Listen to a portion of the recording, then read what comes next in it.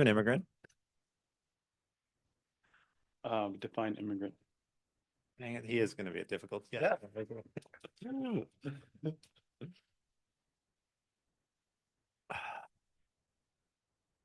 We live? I turned this on. Got him.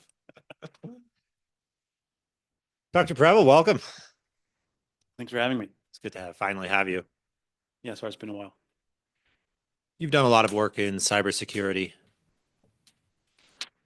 I wonder how seriously we should take the questions about the vulnerability of our digital networks. Well, you got one thing wrong. I've done zero work in cybersecurity. After undergrad, I worked for the college I studied at and got a master's degree the same time that I was working. So I was kind of doing night school Okay. in cybersecurity. And it's in the cybersecurity world, there's like maybe a billion different directions you can go with what you're studying, right? Mm. And the program that I was a part of was very focused on policy. So not so much coding or hacking or any of the fun, things or the things that you think of when you're like, oh, I'm a hacker, with the green screen and all the code and the matrix and whatever else. Very boring things like rules and logical stuff, steps like how to map out, you know, what happens if X and Y. So it's kind of boring. Why does it need to be done? Well, it's kind of like just math, right? Just logic. So it's not that it needs to be done. It just happens. It's already happening, right? And so you have to have a little bit of thought behind what's already out there and what's already going on.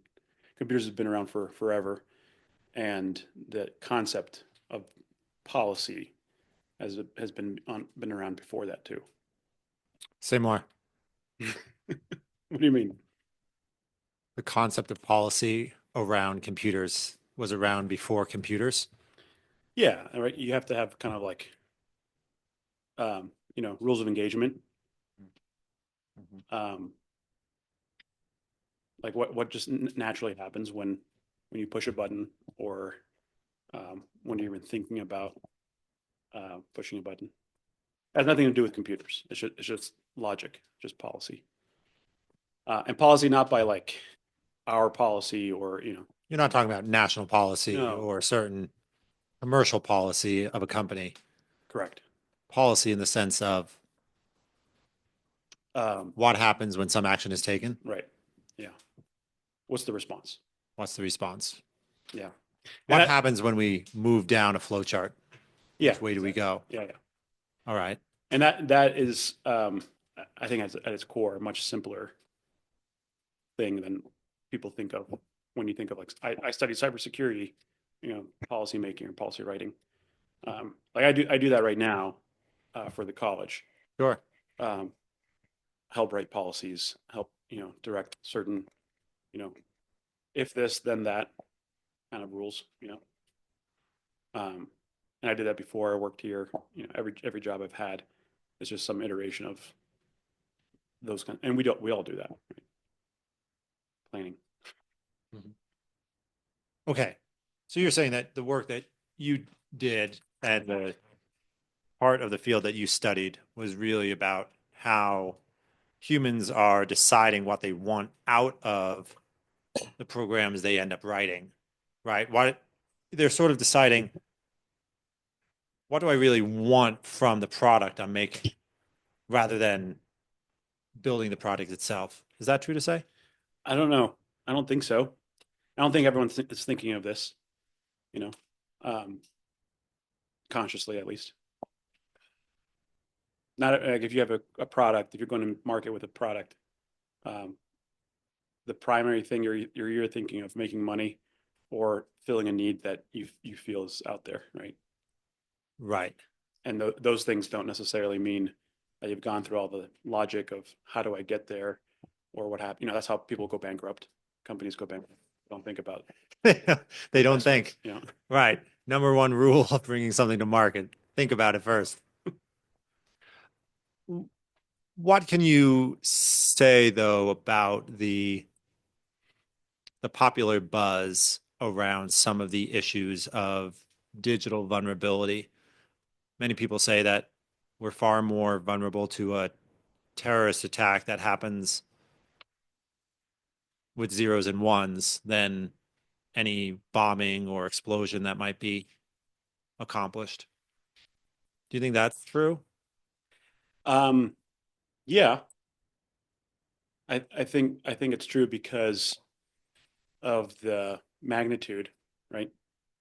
Think about like, well, you guys have the experience of not having a cell phone for quite a period of time, Sure. but your cell phone is like the key to everything you do, right? It is. It's your Yes. email, it's your bank, it's your sometimes it's the lock for your car or your house. Um, and if you're stranded without that for any amount of time, you're kind of like SOL, surely out of luck, right? Not the other Surely. SOL. Yeah. You have to think about, gosh, what do I do now? How do I unlock my, how do I get into my bank? Is my number safe?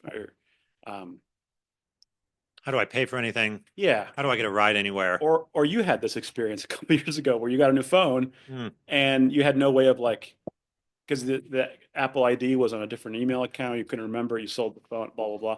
And there's just no way for you to get into your digital life, right? All your things that you had out there.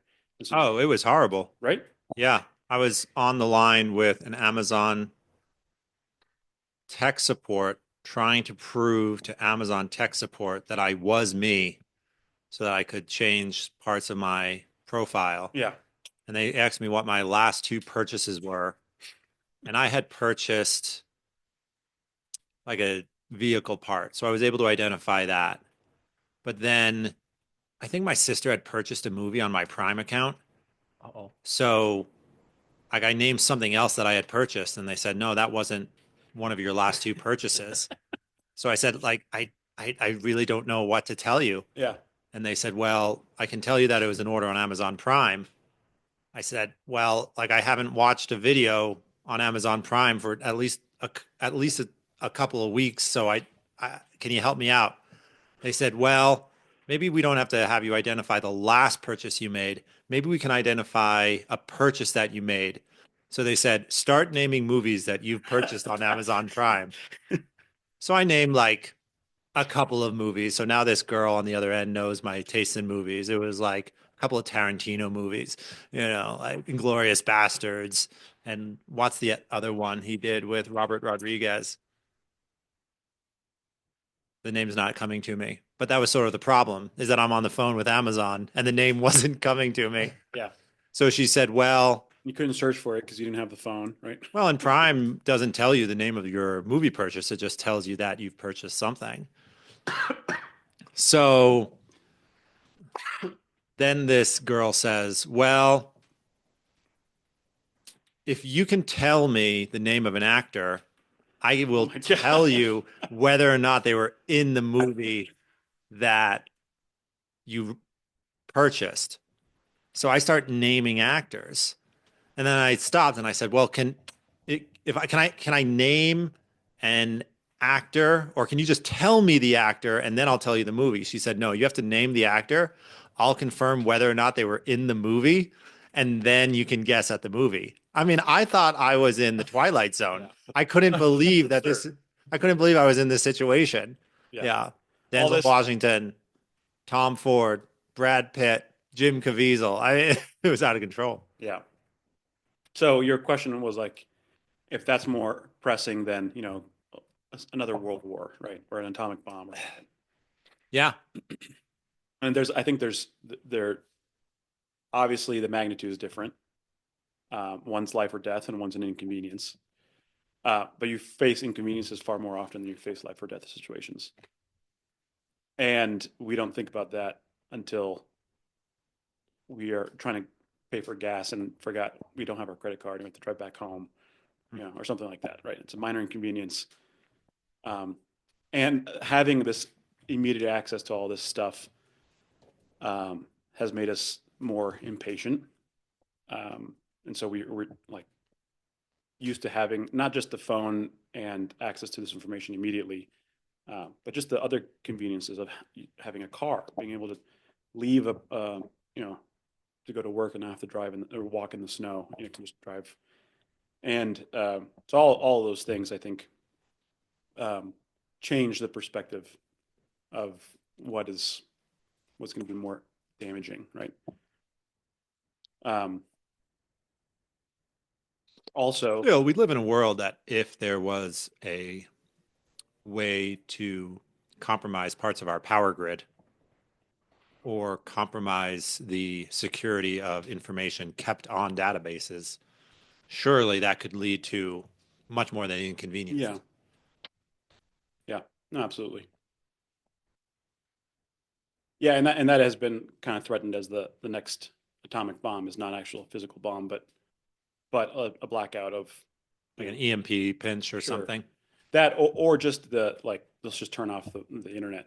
Um, you know, this is years ago, but I remember reading about Cuba, and I don't know what's going on there now, but um, they're kind of locked down and off the grid. I don't have access to the internet, and so there's a underground internet that takes place in Cuba. Today, like right now. Yeah, Okay. A black market internet. yeah. Okay. So they're completely disconnected, right? But people will smuggle terabytes of the internet out of the U.S. and into Cuba or other places, and then plug it in so that they can have more recent news or videos or whatever, you know. And so there's a whole separate kind of market of internet that's going on in South America and Cuba because the government has said, nope, we're cutting off connection to the outside world, and we want to control all of that. Even I was having cigars the other day with Mike Wilmer and Stan Grove, and that topic came up about Cuban cigars and how Cuban cigars are not um, favored anymore. Right. They're not considered like great cigars, Yeah. and it's They've been because replaced by Honduran cigars. Is that correct? I don't know. Or, This is them talking, so you'd have to ask them. okay. Bring them on the podcast. Yeah, bring them on. Yeah. Shout out to Mr. Wilmer. But the topic was, there's no national pride in cigars anymore because they're pumping these out not for their pride in the country, but because they're kind of being forced to, right? Um, and not their name's not on it. No one's going to buy these. They're not making money off of this. Um, so every once in a while, you get a good cigar. It's because there's someone who's really caring about this. But most of the time, it's just been watered down. It's not made with the craftsmanship Right. that went into something that was A, for profit, but B, also something that represented a family tradition. Whereas now, if it just represents you fulfilling a quota assigned to you by a part of the Cuban Department of Labor, I don't know what the equivalent of theirs is, but why put craftsmanship into it? Yeah. Especially since you're never going to smoke it. Yeah. You know it's going overseas. Yeah. Huh. Wow. So guys are smuggling the internet back into Cuba. I mean, these are guys like with a USB, like Yeah, around exactly. like a USB around their neck. They're diving into the water, swimming back. I don't know about that. But yeah, there's just like it's the next thing to trade is information. Sure. I heard of something similar with China that they're using well, Bitcoin as a way, but other news sources of internet to learn about the outside world. Yeah. And because it was interesting when China banned Bitcoin mining a few years ago, China at that point had about 50% of it. And after they banned it, China still has like 20% of the market. Hmm. So people figured out how to get around what they call the Chinese Great Firewall and still mine Bitcoin and communicate with other people. Yeah. And they're really excited because they're talking to a lot of Americans learning about like what does a more free society look like. But it's really cool that they figured it out how to get around Yeah. that apparatus. Yeah. That's neat. I hadn't heard that. Hmm. In your own career, you mentioned you made this left-hand turn back towards education and the liberal arts. What inspired that? Um, so I went to University of Dallas. I did a undergraduate in theology, and uh, I got a concentration in Italian. All right. Um, and upon graduating, I started an MBA. Not really sure why. Just kind of felt like the next thing to do was just to go from theology. I realized um, in undergrad that I didn't really know what I wanted to study really early on, and I never answered that question um, even after I graduated. But at a certain point in your undergrad, you have to kind of decide what you're going to major in most colleges. WCC has the luxury of not having that problem. Mhm. But I needed to figure out where I was going to focus my attention. And I chose theology because it was the one thing that felt uh, challenging in the sense that I was cradle born Catholic, grew up in South America. The faith was very strong in my family, had a lot of good formation. But I met a lot of people, especially converts, um, who just seemed more full of their faith, more alive in their faith than I was. And I didn't understand how they were more bought in than I was. Um, and so I really wanted to learn what I was missing out on. Like what did I not get from my parents or from my high school, um, or just from my culture, and so I studied theology, but I didn't really come in at it with the focus of like I want to be a theologian or I want to be an academic. Um, so it's kind of a weird path, But after graduating, I had no idea what I wanted to do for work, and I wasn't a really smart theologian. I don't think I could have gone taught theology, and so I decided, the thing to do is to go into business, start a business. My brothers are pretty savvy when it comes to that kind of world. That's what they do, and so I thought that's just the natural progression is to go into business. So I started the MBA program, and it wasn't for me. I just couldn't. I just didn't enjoy it. It came very naturally, but it's just boring. Hmm. And they were flashing this new program that they had just started, the cybersecurity program. I have a brother who does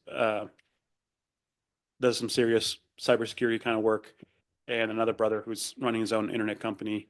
And it just seemed like at the time, this is 2011, 2012.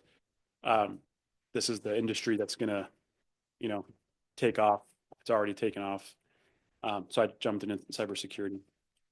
Um, and then through that program, I was offered an internship at a SOC for Citibank, and I was going to do that. It seemed like a fun experience. We actually went to the visit the company, as kind of like weirdly as a graduate field trip. So it was like my whole cohort got a tour of Citibank, and we walk into this room, and it's just like I don't know, one of the biggest classrooms you've ever seen, right? But wall, floor to ceiling computer screens, big map of the globe, and you have all these flags popping up everywhere, and these are all threats or events that are happening, and you got a team of analysts and hundreds of people in the room monitoring Citibank's stuff, right? And for some reason, that just seemed like I guess this is the rest of my life, like staring at. But it also kind of seemed cool, it was like very advanced and very flashy, and so I applied for the internship. I was about to take it, and then my boss, actually the vice president at the college, uh, called me up and asked me if I wanted to go to Rome to work on the Rome campus as the director of student life. And I thought, sure, that sounds great. Why wouldn't I? Um, but then I also looked at him and was like, I I was not an RA in college. I wasn't a really well behaved kid in college. I kind of like broke rules. Um, why would I go be the director of student life And I'll never forget this. He told me like, well, you're the kind of guy we need, you know how idiots think about things, which is both a compliment and like the biggest diss that you could give someone. Left-handed compliment. Yeah. Yeah. Um, so I laugh I at need it. someone who knows how idiots think. Exactly. Um, so anyway, he said it tongue in cheek and he was joking, but I remember it. Um, so anyway, we go to Rome and that was a fantastic experience. And that year I worked as a director of student life, managing, trips for the college, the typical, emergency room visits with college students, emotional support for 200 undergraduates, and a whole bunch of different kinds of things. And I don't know what it was, but I just fell in love with the idea um, of a college being not just a place for education from books, but as a place of formation for the human person. Um, Something that kind of happened naturally for me at the college, but not something that I was really paying attention. That there was actually people at the institution was trying to help do that. Right, I never felt that as an undergrad, but working there, was part of my job. It was pretty obvious that this is something that we care deeply about. It just didn't seem like it was very talked about. So anyway, I left that program, University of Dallas's Rome program, um, at a time when we were expecting our second kid, and the prospect of having a baby in Italy was a little scary.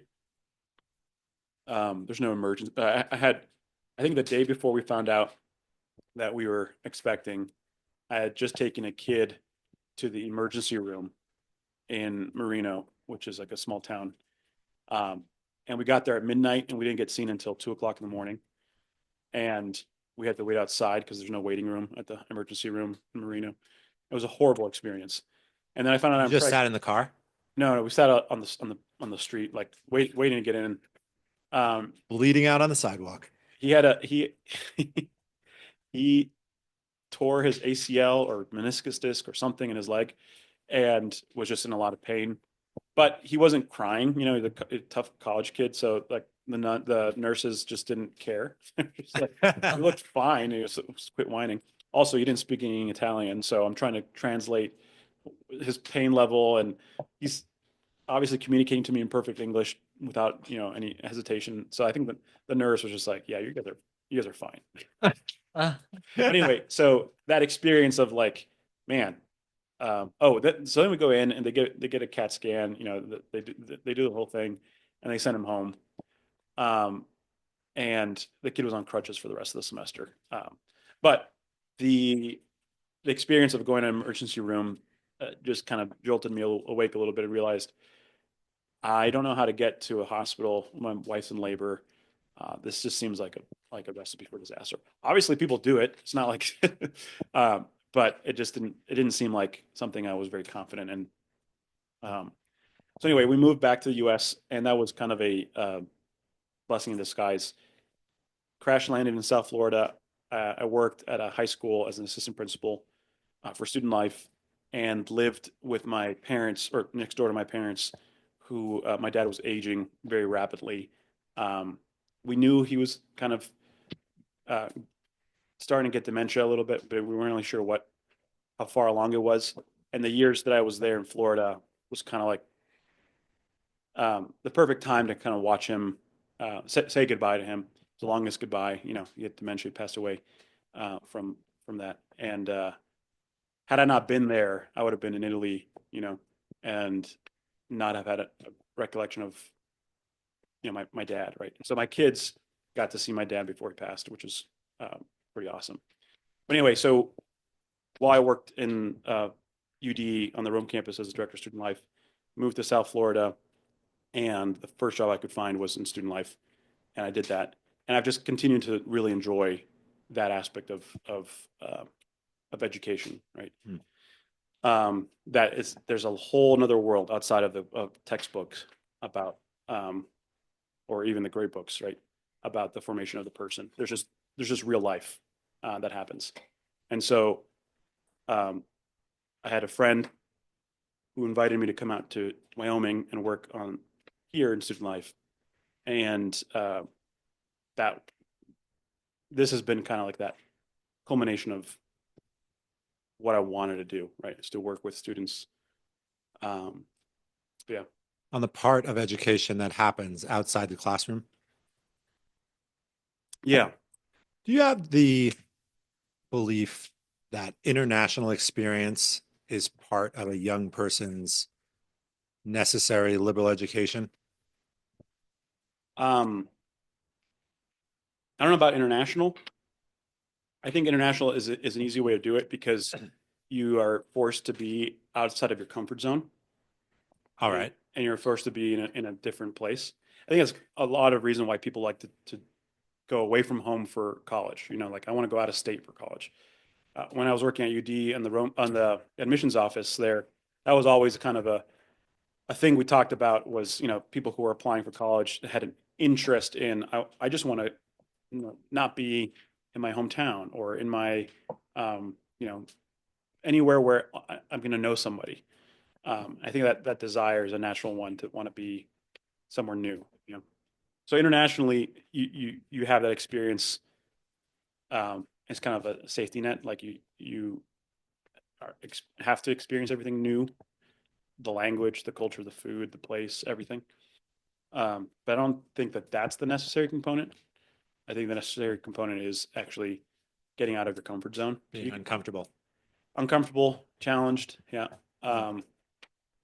Not And any place with a culture and a language barrier basically has that It's discomfort inherent. baked in. Yeah, they're inherent. Yeah. You grew up in a bilingual household. Is that true to say? Um, yeah. What language do you prefer? English. Um, so my dad's American and my mom's Argentine, and I was born in Brazil, Wow.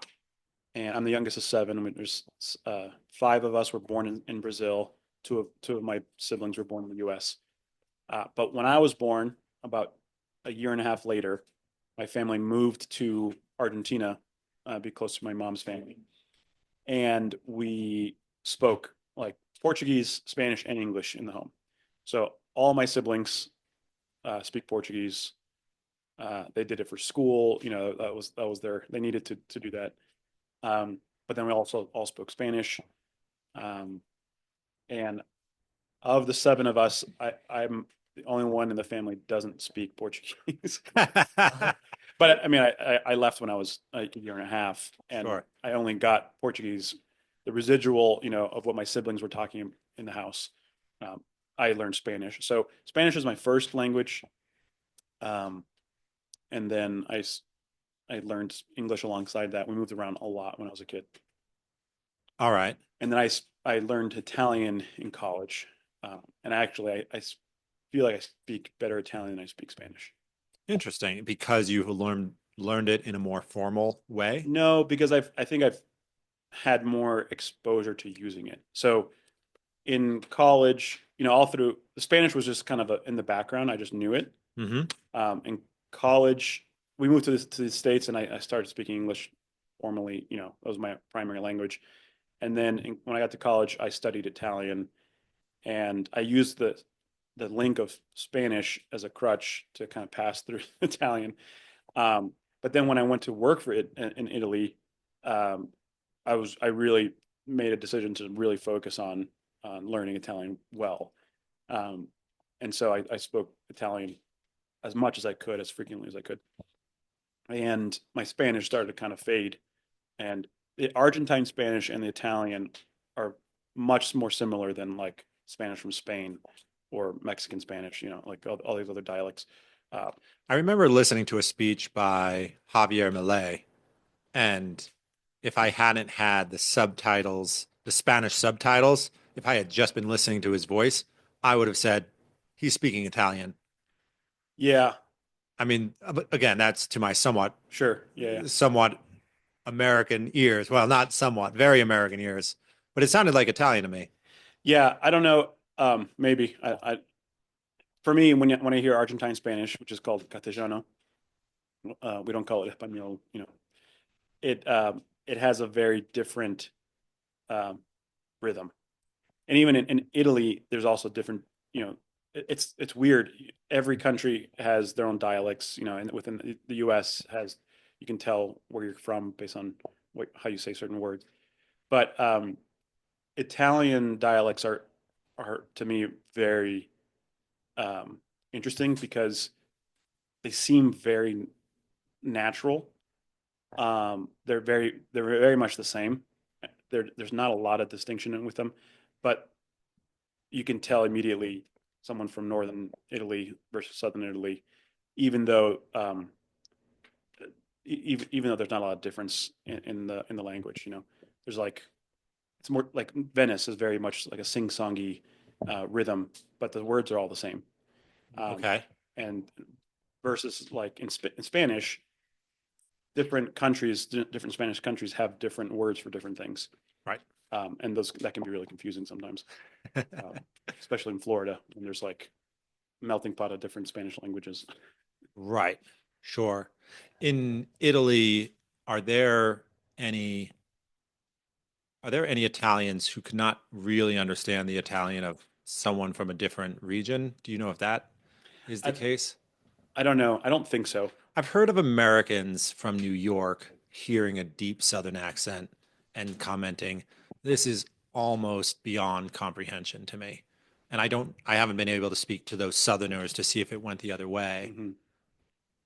But some accents are so thick that yes, it is English. There's no other way. There's nothing else to call it but English. Yeah, But it is I don't think that's the case with Italian. okay. I think it's much more uniform. Hmm. There's just different rhythms or different intonations that differentiate the different dialects more so than the words, right? Right. It was interesting when my brother Could be studied totally in wrong there, but I don't Uh, when my brother studied in Italy, he studied in Rome, and so he was at the NAC, he was at the North American College, so his peers were other North American seminarians, but he made a very concerted effort to absorb as much Italian as he could.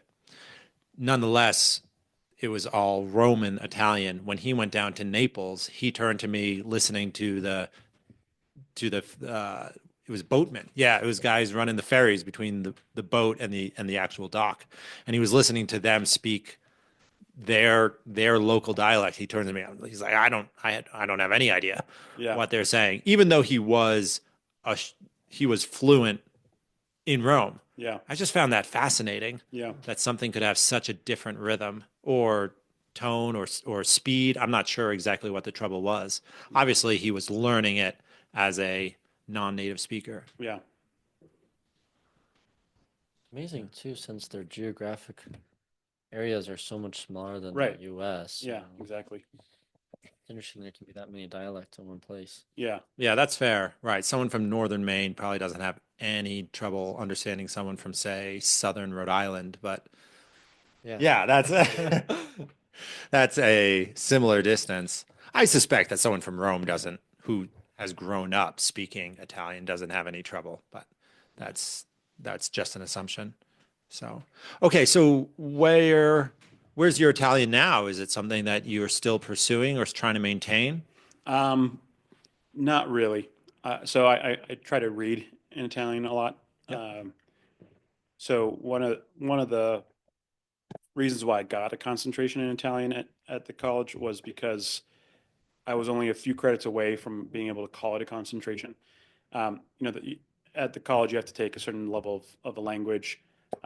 Most people do like Spanish or French or Latin or Italian. And because we had the Italian program, I thought, I might as well just do Italian. Um, and I just never stopped taking classes. Every semester, I had an Italian class. And by the time that I was a senior, I had basically like there weren't any more classes to take. But if I just kept with it, I could, get a concentration. So the department was like, yeah, you can do independent study. Uh, you work with your advisor on what you want the course to look like, and we'll call it an independent study. And the course that we designed was a translation course. So I took basically all of my theology courses that I was taking that semester, and I just reproduced everything in Italian, right? So I just did the same things that I was doing in the other classes. Just I grabbed the Italian text and just did it twice. So that was a lot of fun. Um, and I've kind of taken that principle of doing the same things that I'm currently doing, Yep. just also doing it in a second language. So anytime I pick up a new book, if it exists in Italian, I'll go read it in Italian too. Um, now, that's not the funnest sometimes, but it helps you. Depends on the book. Yeah. Right. I have a friend. Camus equally miserable in every language. That's right. I have a friend who he didn't take Italian classes, didn't get a concentration. Um, not that I know of, but classmate of mine, and now he actually publishes his own books, and he's published his own translation of the Commedia. And I'm like super jealous of him because he's just brilliant. But Baxter? no, Oh. his name's Danny Fitzpatrick. So he produced these three books, this translation of the Divine Comedy. But the coolest thing about his book is that when you look at a translation any copy of the Commedia that has the English or the original Italian in it, usually it's one page English, one page Italian, right? And that, yeah, so you open it and then the way Danny did it, I like it so much more. It's line by line is translated on the same page. So you're not looking from one page to the next to try to catch up. You can actually read at the same time, one line and then continue the same line in Italian. And it's line by line and everything is syncopated, which is really neat. So for what I do, wanting to read Italian, you can read one line in English, skip to the next line, read in Italian, go back without having to look at another page. You're on the same. It's really neat. It's been a lot of fun to do that, and his translation is it's pretty fun. He is translating from the Italian. Um, yeah. Okay. Yeah. What are your plans for your own children? Are you hoping to bring them somewhere or give them other language experiences while they're still small? Yeah. I wish I did more. I could speak to them in Spanish. They all have Italian, or sorry, Brazilian citizenship. Um, so they should all speak Portuguese. But I'm kind of lazy, and I haven't done that in the homeschooling yet. So I don't know. Eventually, we'll do that. Right. Yeah, this is interesting. Someone once told me that if you don't learn a language before the age of 10, you're basically guaranteed to have an accent. Hmm. I don't know if that's true. Do you have any knowledge about that? I don't know. When I speak Italian in Italy, Italians look at me kind of confused because they're like, "We know you're American, but you don't sound like you have an American accent when you're speaking Italian." Ah, Um, so I don't know where that comes. I mean, I guess because I speak Spanish, you but have another closely related Romance I language as guess, a foundation. I guess, yeah. But I don't know if that's. I don't know. Yeah, no, I'd be very curious. I'm also curious if these sorts of things, people talk about talent for sports, art, music, language acquisition, all sorts of things. And they say, oh, they have a gift for it. But someone challenged me by saying, we all talk about having a gift for something. How is that really different from that person having an interest in it? Yeah, that's interesting you say that. As soon as you said the gift thing, it bothered me Right. because, and maybe this is offensive to some people, but I feel like you just people who do impersonations, like comedians who can impersonate, or actors, or whatever. Yeah. I don't think that's a gift. I think that's something that they really work hard at. So you're really conscious of the fact that you have that you sound a certain way, and you try, you know. And so I don't think maybe yeah, maybe you're gifted, but I think honestly it's just a tremendous amount of work that you put into it to actually get that good at it. People probably practice impersonations, you know. For hours. Exactly. And so it's not just like, oh, I have a gift. Yeah, I guess people are talented in certain things, but I feel like it's more sweat and tears than a talent, you know. Sweat and tears that they're willing to pay, Right. right? I have seen I guess people. though you could be disposed naturally to certain talents than others, right? But if you really wanted to be good at something, you just go do that for as long as it takes to be good at it. To be good at it. Yeah, it occurs to me that within particularly athletics, there may be natural bounds around that. If you want to play in the NFL, you really need to weigh above 230 for most positions, and you have to weigh above 300 for many of the line positions. So there's a factor there.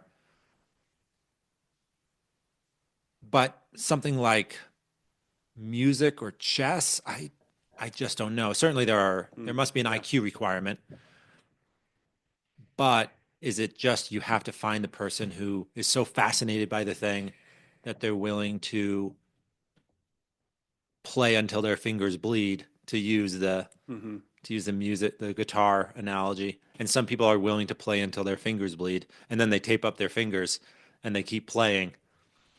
And that is somewhat hard to capture in a bottle. Yeah. Yeah. Yeah. Uh, that's interesting. What are your most natural inclinations towards? Is it art, music, language, public speaking? Where are your No, definitely not public speaking. None. I don't. None. Yeah. I know natural inclinations. Um, no, I do. I mean, so I went to some event when I was in college, and there was a guy doing wood turning. I'd never seen that before, and it just seemed super interesting. And I don't know what prompted me to do this, but I just like bought all of the equipment that you need for wood turning, and never watched a video about it. You know, never took a class on it, and just kind of figured it out. Um, and broke a lot of things, but then finally got to a rhythm where I actually understood how the physics of it worked. You know, the wood spinning, the chisel needs to be supported. You know, and that was a lot of fun. And so I wood turn now. I've taken a couple classes and I've learned certain techniques or whatever else, but um, I actually have nothing to show for the time I spent on the lathe. Like there's a couple of pieces that I've made, Hmm. but most everything else is just like junk. I just enjoy turning. Weird. And my wife does pottery, and for 12 years I've watched her do pottery. I think when we first started dating, I tried to throw on the wheel and it didn't make any sense to me.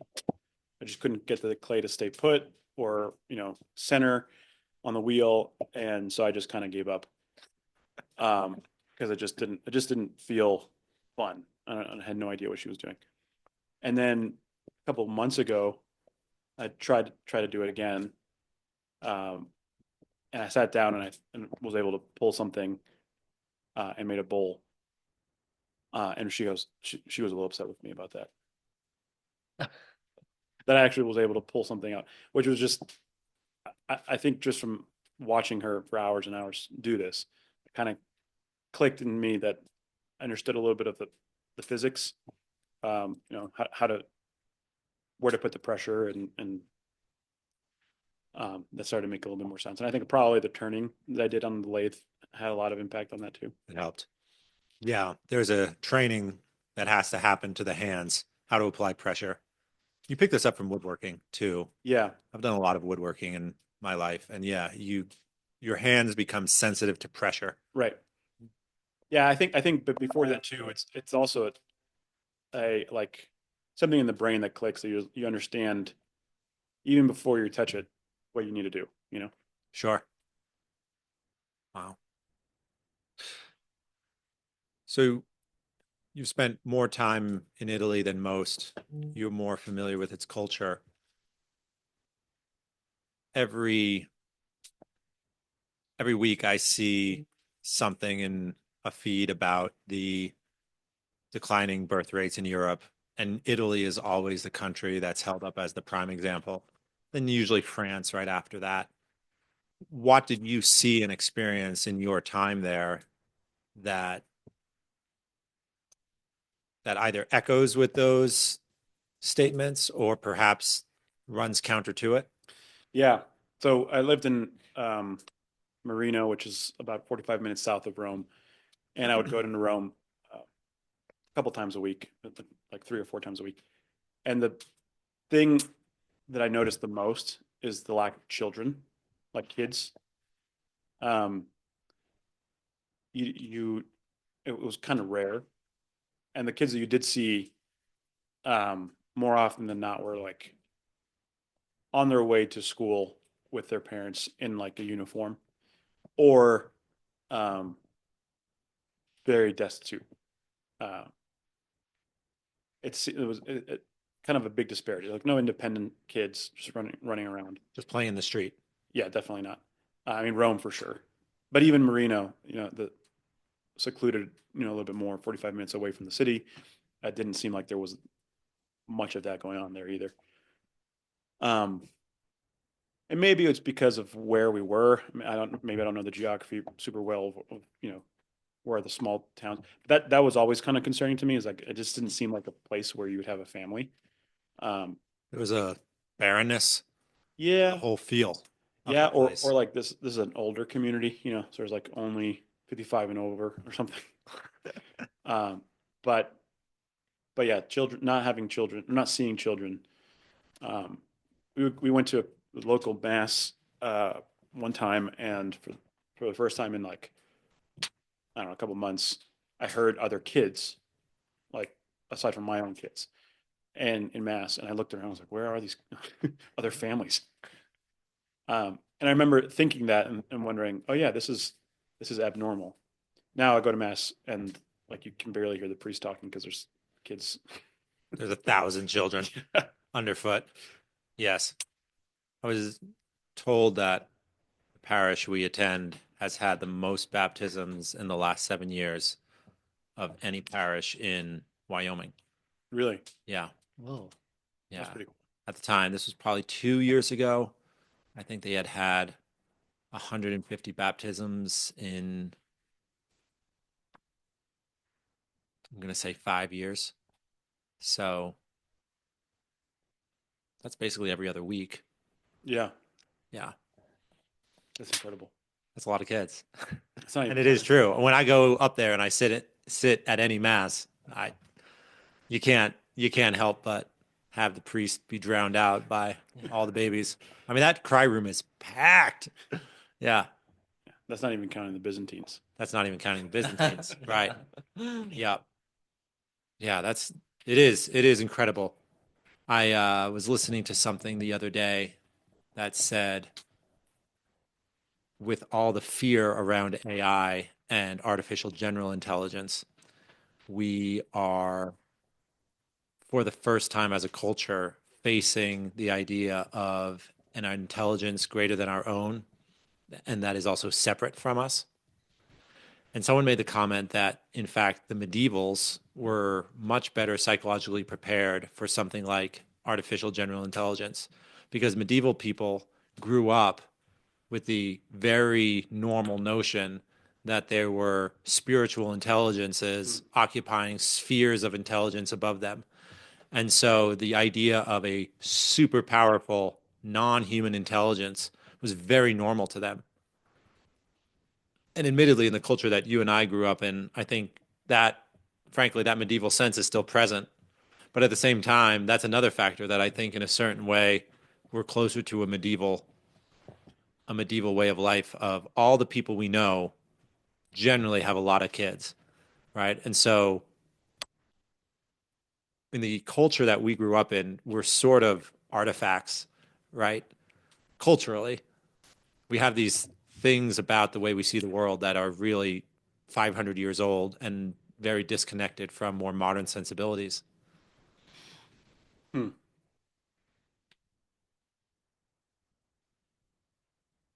Exactly. Ah, So AI, you mentioned AI. yeah, I, I'm not, maybe this is naive. I'm not scared of AI. I don't think there's anything to be scared of. say more. Um, I, th I think it's still a tool, right? Artificial intelligence is still a tool. All AI is doing is just logically presenting the next um, piece of evidence that makes sense. Um, What makes the most sense? right. Yeah, yeah. Um, to use it for malicious intent, you have to have a brain behind it that's doing that. So like all these videos that have come up that are like deep fakes or whatever, it's another person speaking. There's an agenda behind those, but that's an agenda that's being posited by another human person, not AI itself generating, something negative about something.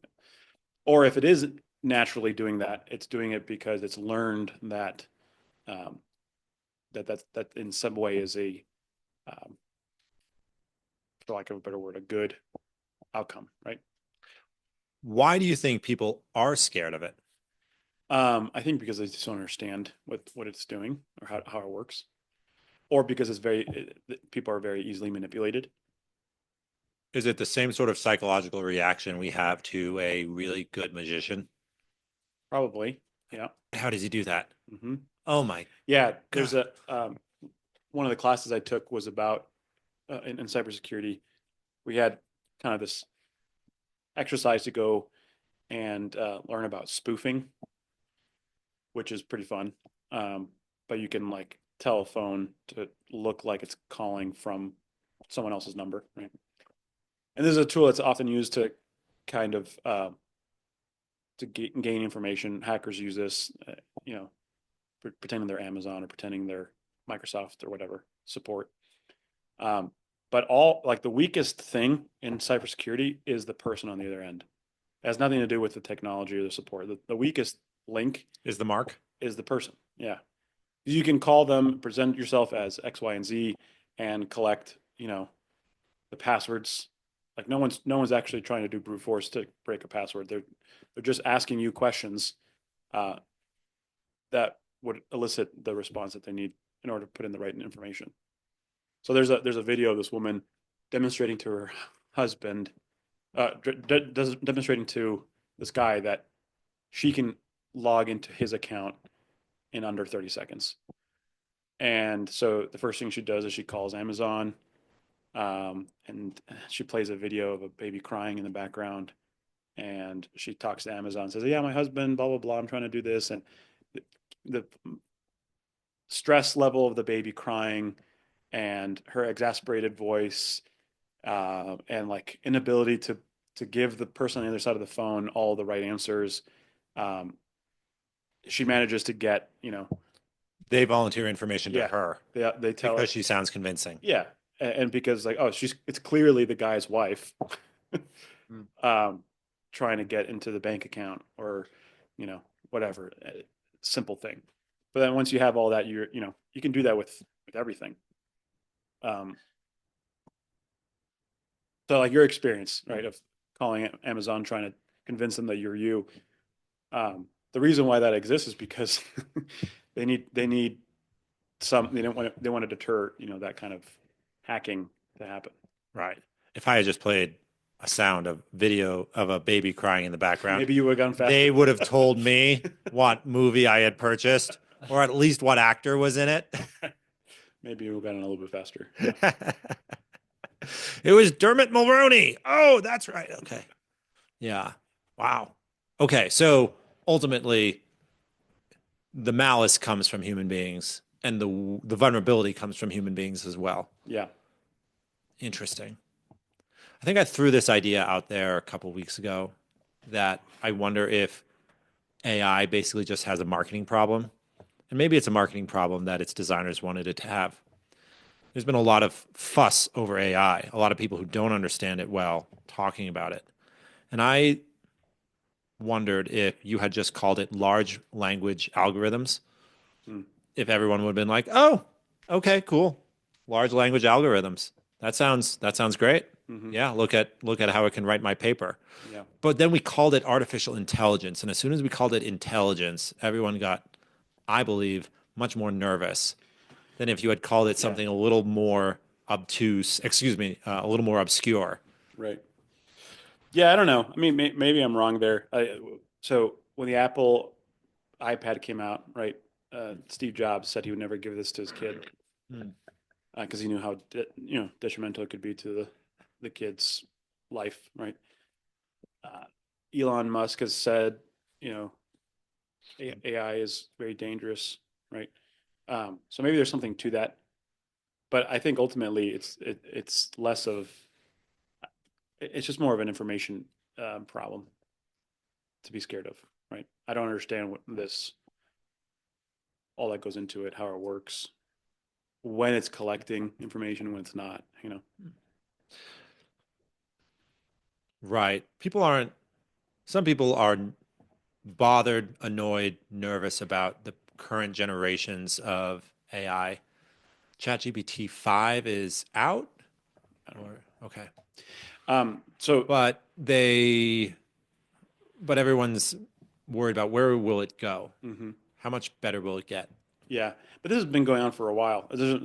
What's that movie where like it's an old movie now, older movie. Uh, kid is kid dies in a car accident or something. So the parents go get a companion kid, uh, Oh. and it's a robot. Oh. And it's like for the rich families, you know. And so the mom gets attached to this robot kid, Right. and it's like the new emerging thing. But anyway, the movie fast forwards several years, and the kid doesn't age. Uh, I think it's called artificial intelligence. Is it Haley Joe Osment? I don't know actors' names.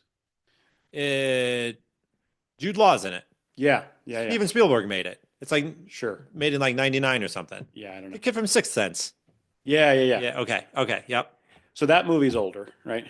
Before AI, Mm-hmm. before ChatGPT, and those principles of the fear of what was going on with the sentiment, they're all the same things we're experiencing now. You know, the adversity to loving this kid because he's a robot, right? Um, same kind of um, even Pinocchio. Isn't that what that movie's based off of too? Like the whole concept of like I'm a real boy, you know. I'm sure. Yes. So we've Yes. been dealing with this question for a long time. Hmm.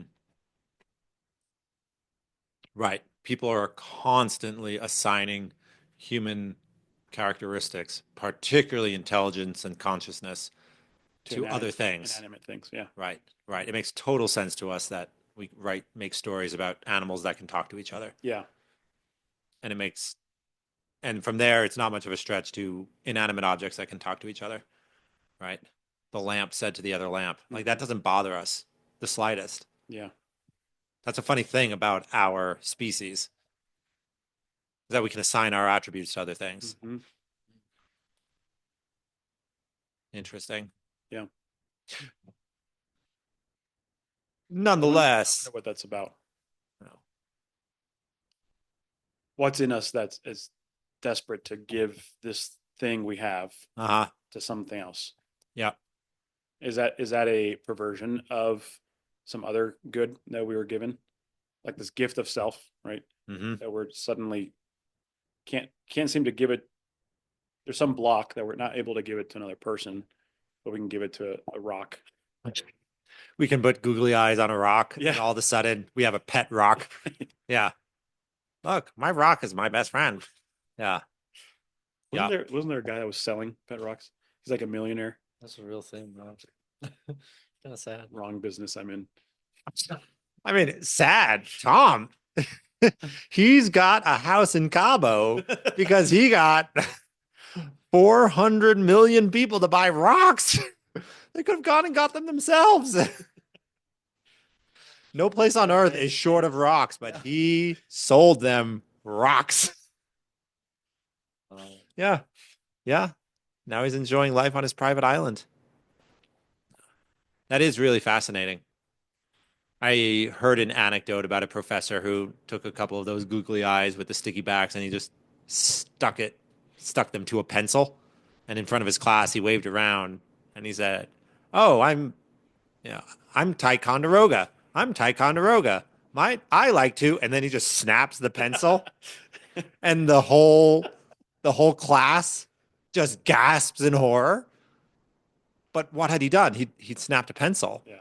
But he only had to put two googly eyes on it, wave it around, and give it a name. Not even a human name, Ticonderoga or whatever it was. I'm Ticonderoga. I'm Ticonderoga. Instantly, the entire class basically saw it as another personality. Yeah. And then he broke it. And apparently, this professor then said, that is AI. Hmm. We've created this thing that does this particular thing really well that we do okay, but not particularly well. It does it amazingly well. And already we're personifying it. And he said, why? Why? Yeah. So, yeah, artificial general intelligence. Golly, what would that even look like? I don't have a background in programming. I only did one class in it in college, but it seems that You did programming in college? like one class, like a C++ class or something. I Yeah. thought you went to WCC. This was before. Oh, okay. Yeah. Right. This was the old WCC. Yeah. More, First curricular revision. first curricular revision. More horses, less WCCC plus plus. Yeah. Mhm. What's the I saw an article the other day. Someone was predicting a immense wave of college closers in the next couple of years. Mhm. What's your tracking of that? Just smaller population, and even in the population that we have, a smaller percentage are going to elect for a college degree. Yeah. What are your thoughts? I don't know. I haven't really thought about this too much. I'm in the business of trying to get kids into college. Sure. And so I'm not really interested in knowing all the reasons why uh, my That my job is destined to, fail. right. If I you choose knew not to about sleep at night. yeah, if you knew about the storms and the reefs, you would never set sail. Yeah, So don't but even look. that's right. But I do hear, like bits and, it's good to know some of this stuff. But yeah, especially men are less interested in colleges. I don't really know why. Um, I think the um, advent of social media and that being somehow lucrative has really messed with us, messed with the market of like what people can do. Um, that you could make a video, have it go viral, and then somehow that immediately becomes a source of revenue, right? Um, and I have a relative who's very swayed this way that like, oh, all I need to do is just go viral, and I don't need to go to college. I don't need to save money as long as I get I X don't need amount an of, education. I yeah, need a viral yeah, video. right. And that to me is just like he's so bought into this being a consumer's market, that that dependent on other people to consume versus them to produce. Okay. Um, so yeah, And does he have anything he wants to share, or that's the he, thing, right? He's like trying new things to see what sticks, and it's just like it's a waste of time. But he's going to prove me wrong, right? He's gonna succeed, and he's going to be able to make money off of this. Um, and stick it to me. They're like, oh, look, see, I made money. I'm more successful. That's the thing, right? Success is means a different thing to this generation than our generation or even earlier, right? Yeah. Hmm. Um, there, I guess the economy of the 1980s could never predict. Might be able to predict something like the Kardashians, right? And a soap opera family. sure. Yeah. But could they really predict something like Mr. Beast, Yeah. Yeah. right? Like, what does he do? Well, like he launches Lamborghinis with giant slingshots, and people watch. Yeah. Really? Like on TV? No, no, no, no. Like on a tiny little screen that they carry around in their pocket. Oh, and how much does he make a year? About 50 million. What? Yeah. Yeah, then yeah, the 80s, even the 90s. No one could have imagined. Yeah. It doesn't make sense to me. There's um, there's a show um that I think is hysterical. Nathan for You. I've seen some Nathan for you. He's great, but he's making a joke of all of this. Uh, so like I don't know what a TV episode costs to actually produce. It's a couple $100,000. Yeah, probably 70 at minimum, up to a couple million for the Yeah. top shows. So like Comedy Central's probably got a budget that's pretty big for an episode. So this guy spends all of that budget on basically pranks. It's kind of like Punked or whatever else, but it's just more to a certain level more intellectual. More Uh, cerebral. yeah, and they're just really really funny. Um, and the things that I think that are funny about them are just um, his reactions to the thing, right? Um, there's one episode where He's the guy who opened he's the guy who opened a coffee shop called Dumb yeah, Starbucks. yeah, yeah, Okay. exactly. But the things that like he wasn't expecting that to go well. um, but yeah, anyway, his natural reaction to certain things that happen in the show are what make me laugh more than the episode that he's doing. Like he's trying to. There's this one episode where he's just trying to get more people to talk to him, and so he goes outside with a tray of smoothies. So he went to the smoothie shop, bought a smoothie, and then got a whole bunch of little cups and filled up the small cups with smoothie. And was trying to get people to come up to him and take a drink from the smoothie, just so he could talk to them. Right. And the guy from the smoothie shop comes out and is like, "Hey, you can't do that here. You got to go away, right?" And the guy's like, "What's wrong with me having this? This is how I like to drink my smoothies, just on small little cups." And the guy who's not an actor, he's just a just trying to get this guy away from his shop, who's obviously distracting. Slaps the tray. He's like, "Get out of here!" The actor's response, the comedian's response, is very natural. Like, "Whoa, that's just crazy! You can't just do that."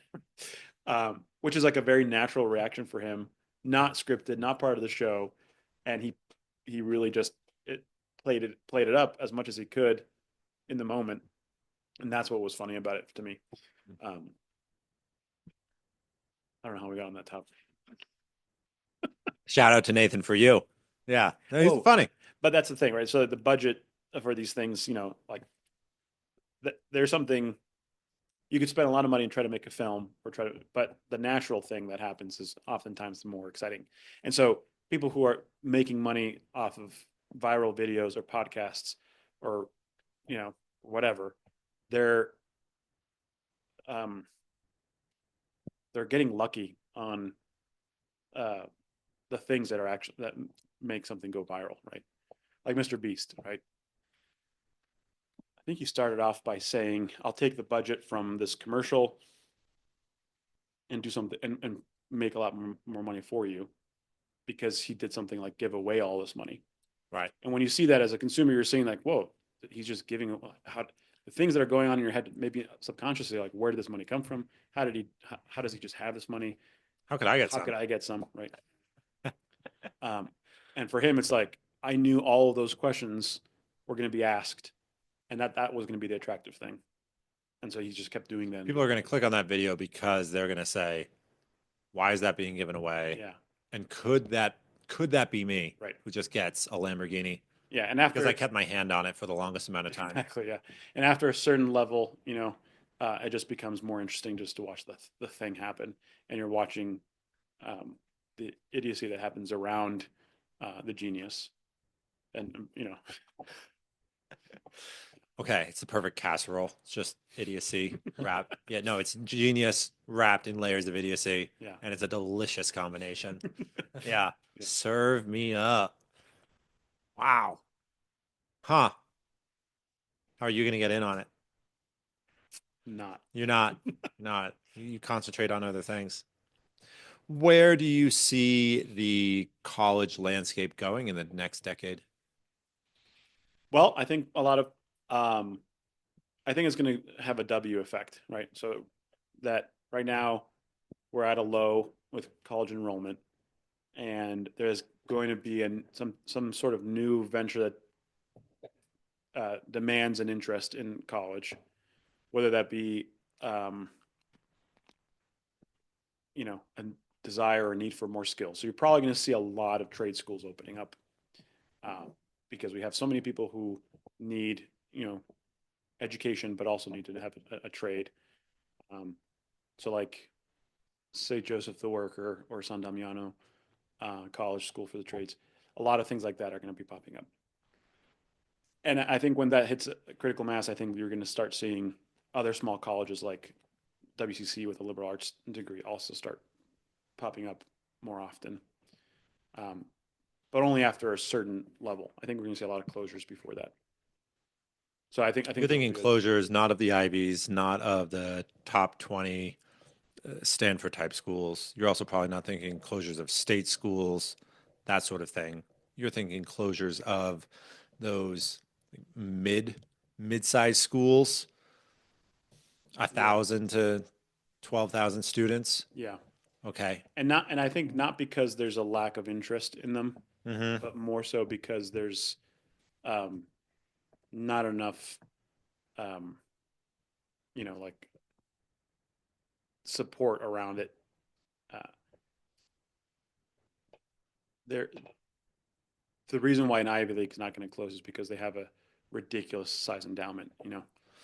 They could have no students and stay open. Yeah, I think they actually pretty much have no students since they opened. Um, No, they still have as many students as they want to, right? I mean, the acceptance rate of Harvard is 7%. right. I don't know, but I don't know if they need it, is what I'm saying. Like, I don't think any of the operation happens because of tuition. Oh, hmm, definitely not. Right. But schools like any of the Newman Guide schools, right? They they actually do need tuition, um, and are operating not on tuition but on donations. So I think what's going to keep us open more than tuition will be um, donations.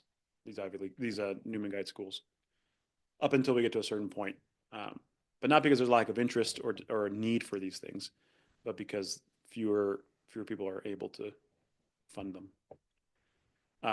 and there are fewer people going to colleges, men especially.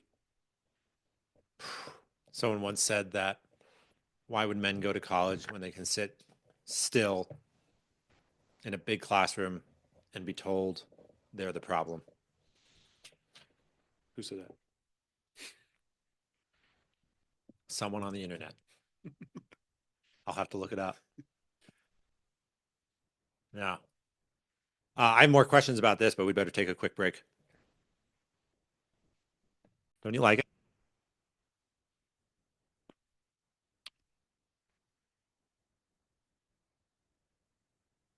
We're back. Go back on. We're back. I'm really fascinated by this change in the college landscape.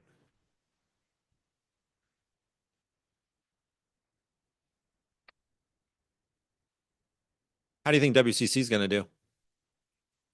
I think WCC is one of the places that's going to thrive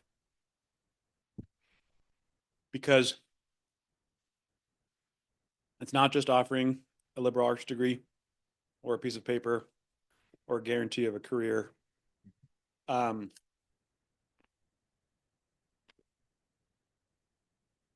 it's actually giving people hope for how to just live your life. Um, so the outdoor component, uh, facing real consequences to scenarios, not being prepared or challenges. And that, it's not even just that you have to be challenged in order to, thrive, but that you have this like um, moment where you're really tested. Um, and that's not constructed, it just happens. Um, We're going to send you into the wilderness. We don't really know what the wilderness is going to throw at you. yeah, It might snow. It might rain. There might be bears. right. Um, and that's just something that kids are not getting anywhere. You got your cookie cutter, you know, curriculum at your high schools. Do this, and you'll be fine. You got to really study for that, so you end up at a higher paying career when you're older, whatever. But you're never really tested on like how do you have a conversation with a friend? How do you coach someone through an interpersonal relationship, whatever? These are the things that actually matter, right? And so um, I see it now with like my oldest kid, um, just realizing that you How have old is he? 8. That there are conversations, that you got to have with people, right? And most most kids in college haven't had that challenge to just actually face a difficult conversation. How do we, that's easy to say. How do we know that? Are these outcomes that the kids themselves are reporting? Yeah, I don't know. I don't know that. Oh, I'm very sympathetic to the idea that if you have a managed childhood, as became popular in the 90s, that is the outcome that you would Mm-hmm. expect to see. I'm very sympathetic, but there's also part of me that says, but have we confirmed it, right? Certainly something very dramatic happened between the 80s and the 90s in which we started to manage children's childhoods between school and Yeah. bedtime, right? There's, I know people who drive their kids to a lot of games, coach their kids in the Mm-hmm. sports that they're pursuing, coach their kids in the other activities, but are always present at the games. And Yeah. it doesn't strike me as harmful or neglectful, but it certainly strikes me as different from my own experience in the early 90s, where at certain times of the day, my mother knew where I was within say, half a mile, but she didn't know where I was, Yeah. right? She knew I was off in the woods. Yeah. She didn't really know where in the woods I was, right? I mean, there were a couple times when neither did I, but that Yeah. and and so we in my own family growing up, I believe that we played some sports, but I believe that we had a childhood more similar to something that would have happened in the 70s and 80s than what many of my peers and certainly many of the people born after me had in the 90s and 2000s, Yeah. in which there was basically no activity that was not supervised by an adult. Right. So I wonder if that's related to, we say kids can get to college and they've never had a real conversation in the sense that they've never had to mediate peer to peer without a referee present, Mm-hmm. right? There's less bullying. Great. But it's because there are adults more present in every human situation. Yeah. I guess another challenge to that is that the introduction of like social media and Facebook and Instagram, all these things, Uh-huh. um, have presented students with a platform or kids with a platform to, you know, have zero consequences for their actions Mm-hmm. or their words. You can say something on the internet and no one can do anything to you, right? You can hide behind an avatar or a username or whatever. No, and there's zero consequences, but massive damage that can be had, right? Mm.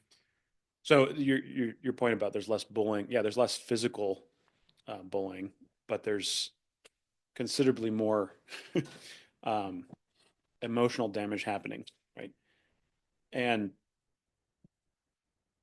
that's happening because kids are not having real experiences. Um, You can have consequence. you don't feel it. You've armed people with consequence bombs. Yeah, yeah. You don't feel the damage that you inflict on someone. You don't see it um, when it's on a computer screen. Right. Um, like my 8-year-old, I don't remember what happened, but he could not express in words why he was upset about something, right? And I've had that experience, and we all had that experience. But um, for him, it finally came out, that something happened on the playground. So and so, said something, and he just like was able to communicate that at some level. It probably took a little bit longer, um, but finally, we had a conversation about that. Mm-hmm. Had that happen over, social media, like there's no real event to take care of. I would not have been able to decipher, oh, this probably happened when you were talking to your friend on the swings, right, or whatever. It just would never have come up. Like, oh, what happened on the computer? Um, Someone sent you a frowny face? yeah, exactly, right. It Or just, someone robbed your avatar yeah, on whatever. some game. Yeah. So I think that has a huge impact. Is that kids are their experiences are just fundamentally different than real experiences, but they still have real emotion behind them. Mm-hmm.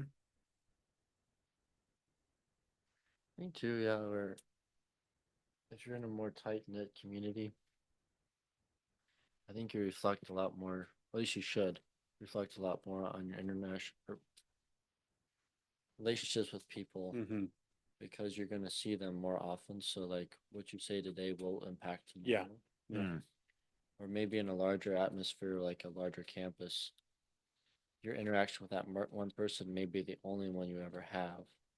You're not really thinking in the future how you're going to maintain and grow your Hmm. relationships with people. Or there's like there's no effect, right? You don't see that what you said to someone was some one time had any lasting effect on that person. Yeah, because I mean, I had a lot of conversations with people. They would tell me 3 years later something I did for them. Yeah, It's like I didn't even know that mattered. yeah, yeah. But I'm I've had that grateful it did. experience. Yeah. Yeah, I was working. So I was working at the high school, and there was a senior retreat that we do, and in this like senior retreat, it just felt very forced because this is a community of, you know, 2023, 2022-year old high school seniors um, who live through their devices and their social groups and their Snapchat accounts. Um, and they're at this retreat where they don't have that phone and they have to kind of interact with each other. So there's like virtually no basis of camaraderie for this group because their friends groups are so much more varied uh, on the phone than they are with the people right in front of them in the room. So every conversation we were having was it just felt like we're pulling teeth trying to have a conversation, to have some common ground about any one topic. Huh. Conversation is the cursive of yesterday, right? When everyone could type, we didn't have to teach cursive. Mm-hmm. When everyone can text, we don't have to teach conversation. Yeah. And I guess it is a learned skill. Yeah. Yeah. But these kids, like, we're trying to talk to them and have, you know, like some sort of vulnerable moment for them. And then it became so obvious that, like, it's just cringy. Trying to manifest, let's be open about our feelings. And I was just like, what the heck is going on? Hmm. Um, I've heard claims that the technology we put in people's hands, especially at a young age, are going to permanently change kids' brains. And again, I'm sympathetic to that view.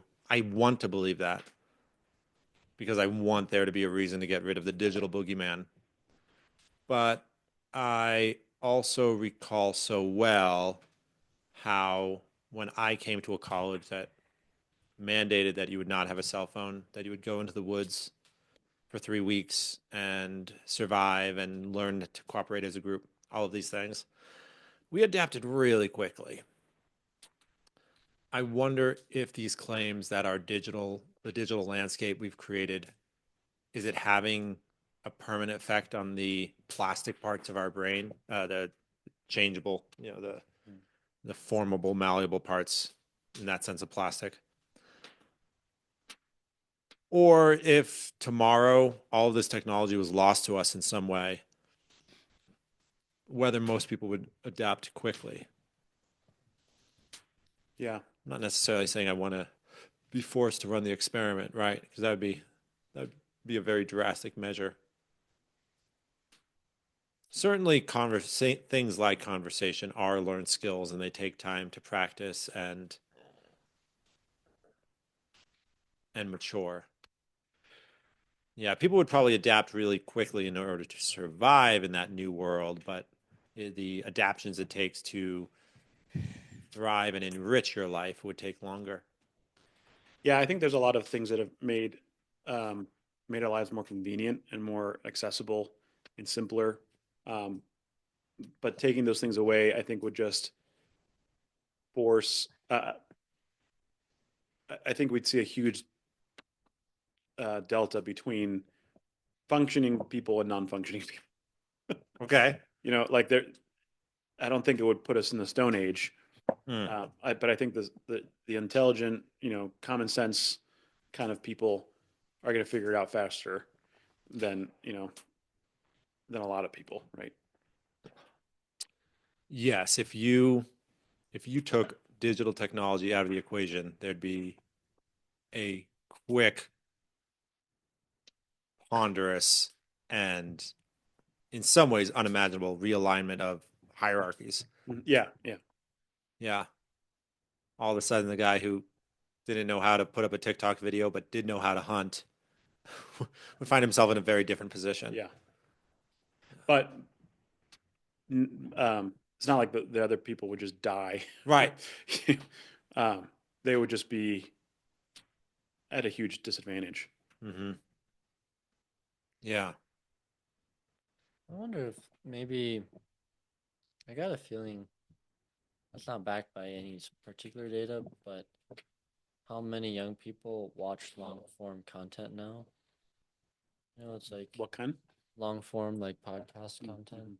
Because most of the largest podcasts, I think, are all the demographic is largely college, after college, like early 30-year-olds that listen to the most long form content, which is interesting because it's almost like they're really wanting that deep connection and they really want to think about things in a deep way.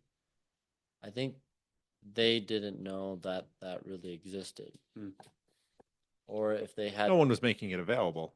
right, or showing it as a good thing, maybe. Like people had books, but it wasn't, they didn't really see the benefit of reading books until they hear someone speaking who has read book, and then they're realizing, oh, this person thinks really well, and their life looks like this because they can think this well. Maybe that's it. Maybe we just didn't have enough examples for people to see how beneficial it is really to have these skills that WCC and other schools are trying to form on people. They're just kind of invisible. And maybe that's why people didn't really latch on to the old things that we value so much. Boil that down for me. Yeah, Um, it's kind of like that idea of what you don't see, you don't think about, you know? sure. And I think if you don't have, let's say, a role model, or you don't have stories, things of that nature that make you think about something better, then you just live in the paradigm that's given to you. If that paradigm is social media, or movies, or TV, you'll adapt to that form And do what you can to get success in that area. according to the reward system offered by that platform. So then when they find, oh, there's a whole nother world out there, if people like entrepreneurship is getting really big now because people are realizing, oh, I can make something on my own, talk and collaborate, and this seems really fun. So that's taking off. Or like fitness is another one. People are realizing, oh, the legends that we saw in magazines, they're accessible now. We get to talk to them what their habits are like. To me, that's it. It's like expanding their world, and then they're thinking, oh wait, there is more to life than what I've been told. But maybe there's still such a large chunk of people that haven't been shown that.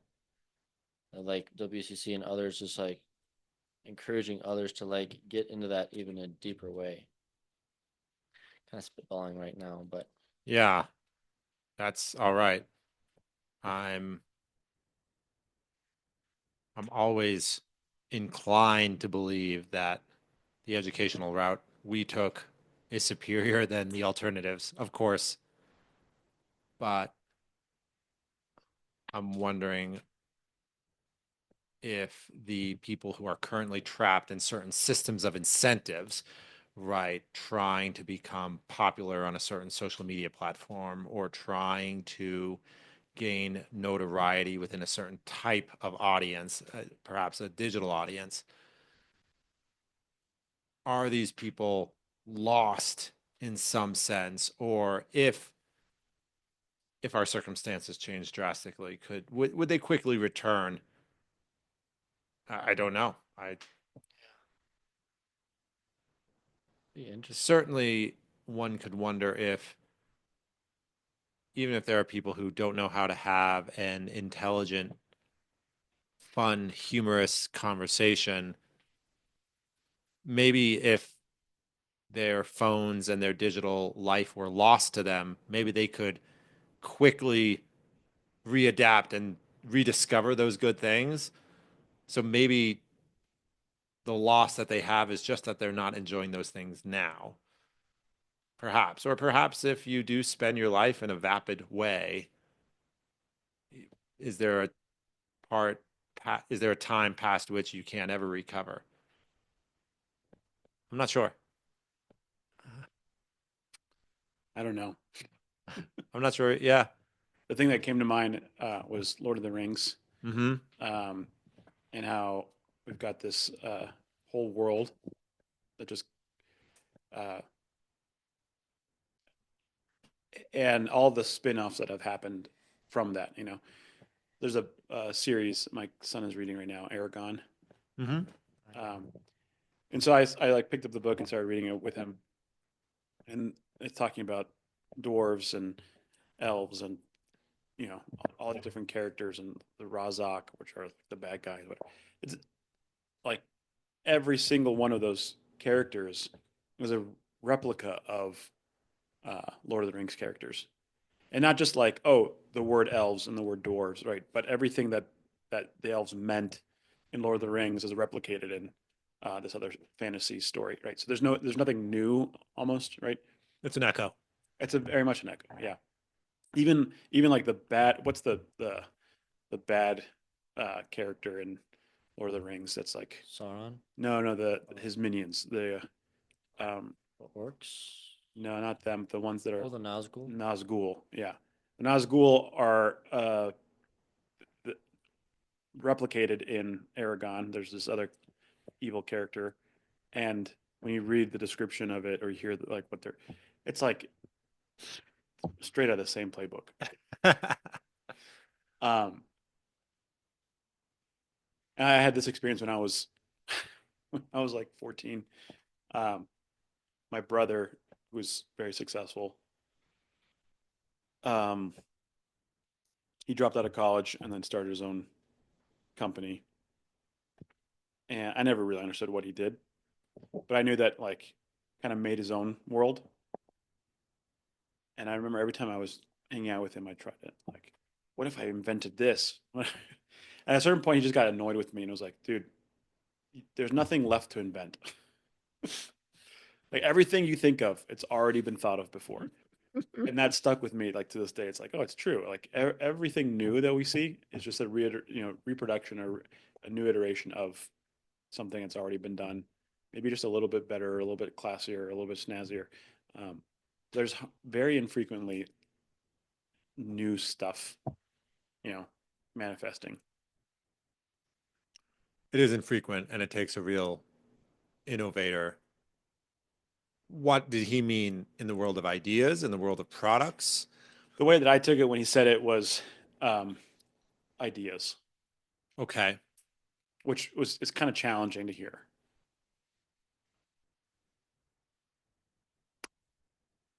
Intellectual ideas or ideas for processes. I mean, he's like, oh, no one's going to invent a new ism, right? Like, Yeah.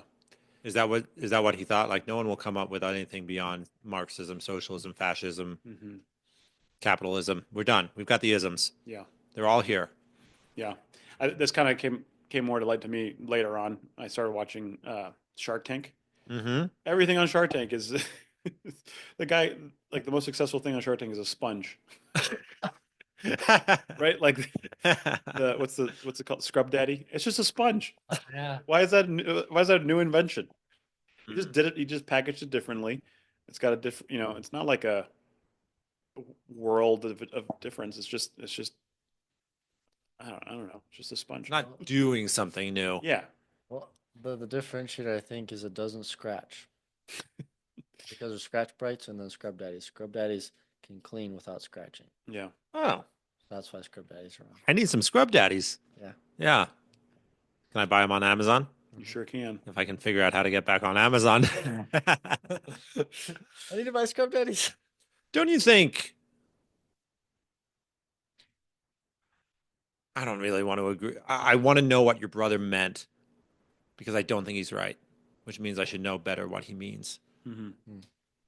Yeah. I mean, does he mean like the automobile is the electric automobile better than our gas automobiles? Well, that's up for debate, but it's still a way to get around. The horse-drawn carriage was a way to get around. The Yeah. horse was a way to get around. Better sandals were a way to get around. Yeah.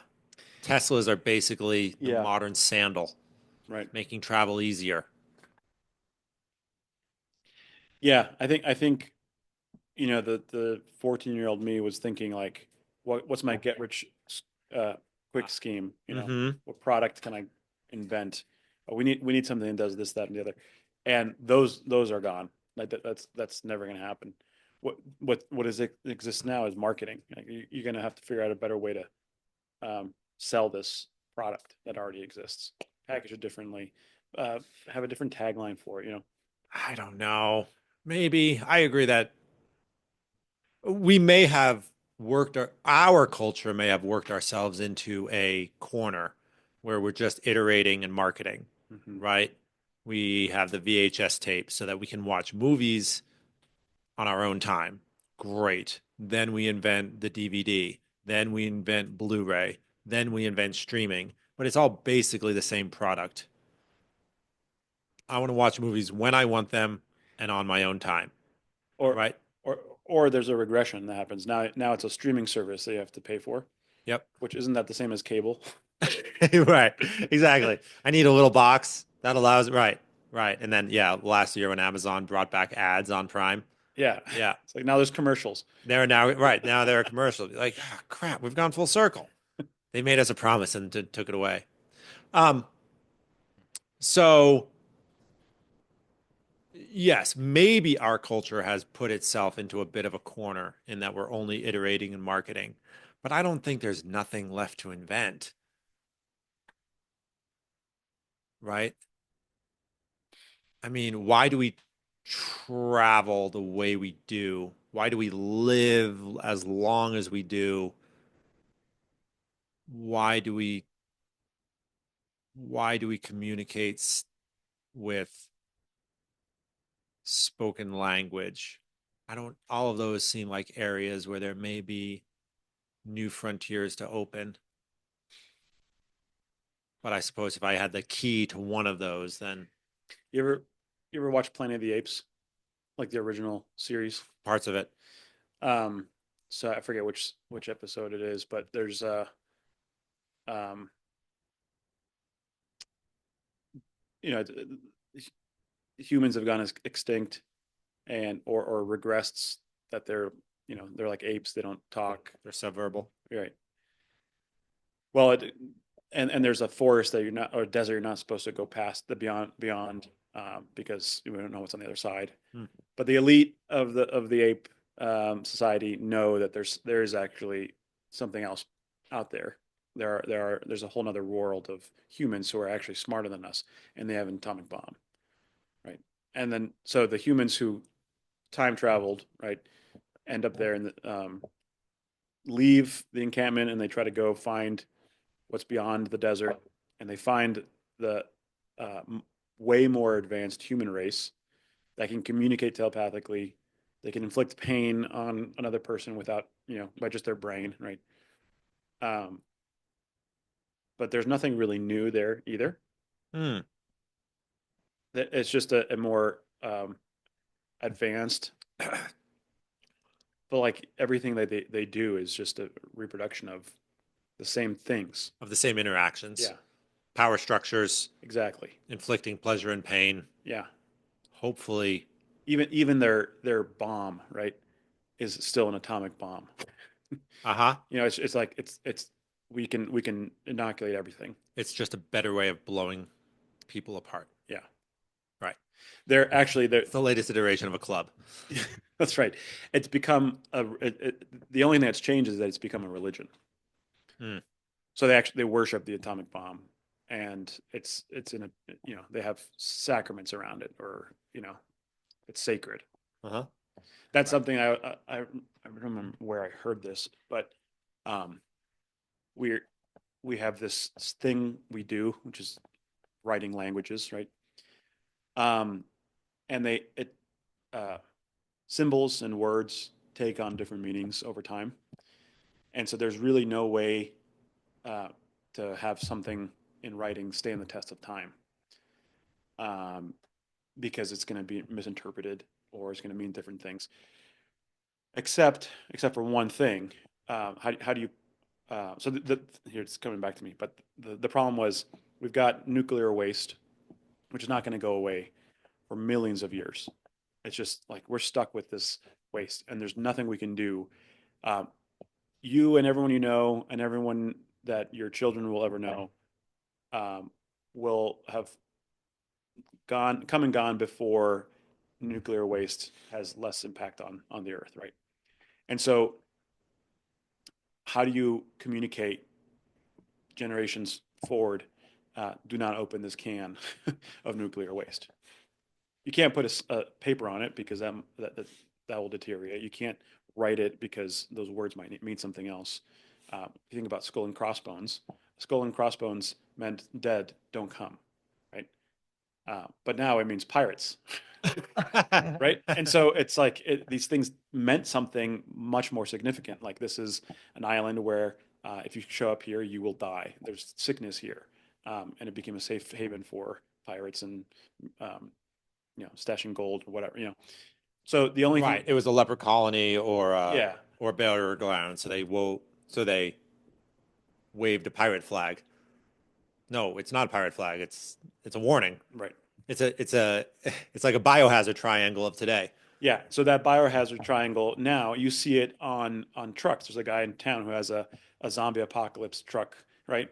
And it's Right. Zombie response team. yeah, yeah. And it no longer means like be careful, this is dangerous. It's now a fun thing that we do for shits and giggles. Like, oh yeah, I like zombies.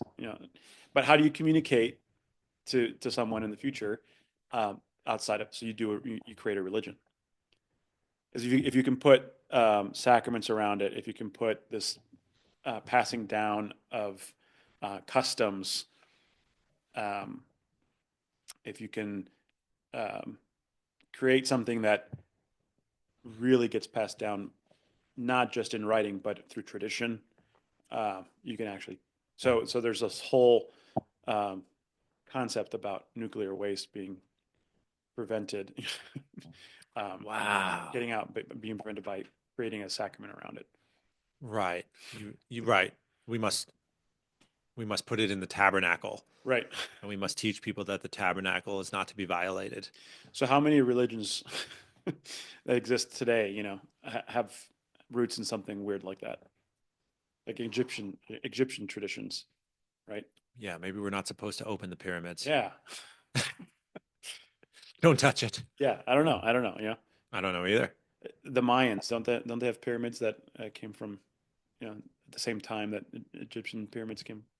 Oh golly, I wish I had more of that information at my fingertips. I don't know. I I've know always heard nothing. rumors Yeah, about this sort of thing, but I know nothing about it. But the question remains, like, why the heck are those things there?